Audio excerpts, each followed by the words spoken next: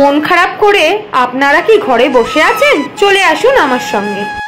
আপনাদের সকলকে জানাই রথযাত্রা উৎসবের আন্তরিক প্রীতি, শুভেচ্ছা ও অভিনন্দন। চলে এসেছি বেলঘড়িয়া সংলগ্ন রথতলা এলাকার রথযাত্রা উৎসবে সামিল হতে। এই রথযাত্রা উৎসবটি পশ্চিমবঙ্গের সবচেয়ে বড় রথযাত্রা উৎসব। পুরীর রথযাত্রা উৎসবের প্রস্তুতির সঙ্গে সঙ্গে সমস্ত ভারতেই শুরু হয়ে গেছে রথযাত্রা উৎসবের প্রস্তুতি। চলতি বছর বাংলার ক্যালেন্ডার অনুযায়ী 22শে আষাঢ় অর্থাৎ 7ই জুলাই পড়েছে রথযাত্রা উৎসবটি, আর 16ই জুলাই অর্থাৎ পয়লা শ্রাবণ পড়েছে উল্টোরথ যাত্রা। কথিত আছে স্নানযাত্রা থেকে বেরিয়ে জগন্নাথ দেব, সুভদ্রা দেবী এবং বলরাম দেব তাদের মাসির বাড়ির যাত্রা করেন।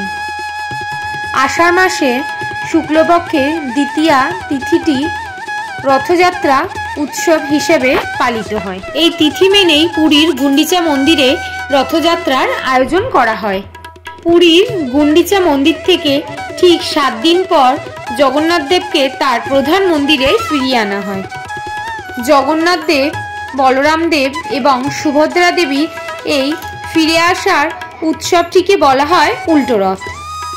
তবে অনেকেরই এই রথযাত্রায় রথের রশ্মিটি টানার সৌভাগ্য হয় না, তাই আপনারা চাইলে চলে আসতেই পারেন এই রথতলার রথযাত্রা উৎসবটিতে সামিল হতে।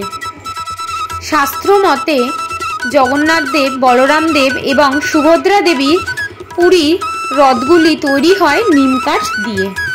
বসন্ত পঞ্চমী তিথি থেকে এই কাঠ নির্বাচনের পদ্ধতিটি শুরু হয়ে যায়, আর এই রথযাত্রার দিনই 3টি আলাদা আলাদা রথ বেরোয় নগর ভ্রমণে, আর তাদের এই পৃথক পৃথক রথগুলির আলাদা আলাদা এক একটি করে নামও আছে। জগন্নাথ দেবের রথের নাম নন্দী ঘোষ, আর তার পতাকার নাম হলো তৈলক্যমোহন। এর রক্ষক গরুড় এবং এর সারথি দারুণ। যে রশ্মি দিয়ে পুরীর জগন্নাথের রথ টানা হয় তার নাম শঙ্খচূড়, আর বলরামের রথ তাঙ্গজ নামে পরিচিত।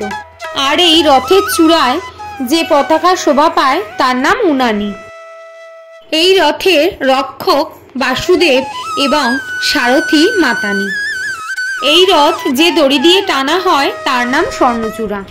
অন্যদিকে সুভদ্রা দেবীর রথের নাম দেবদোলক এবং এই রথের কালো ও লাল পতাকার নাম নন্দী।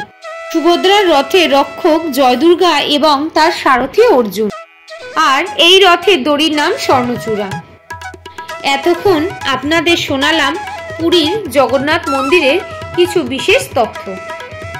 আপনারা খুব সহজেই চলে আসতেই পারেন রথযাত্রা উৎসবের দিন এই রথতলা রথযাত্রা উৎসবটিতে। রথতলা থেকে এই 3টি রথ যায় প্রসাদনগরে তার মাসির বাড়িতে।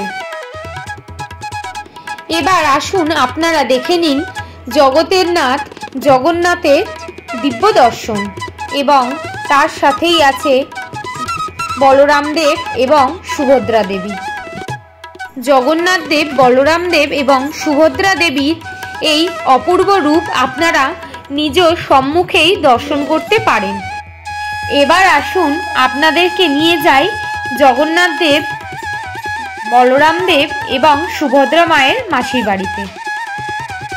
রথতলা থেকে পায়ে হেঁটে 10 মিনিট দূরত্বেই ওনাদের মাসির বাড়ি। এখানে 7 দিন যাবৎ চলে নানান ধরনের আনুষ্ঠানিক উৎসব। এর সাথে সাথে চলে ভগবদ গীতা পাঠ, এছাড়াও প্রভুর নাম কীর্তন।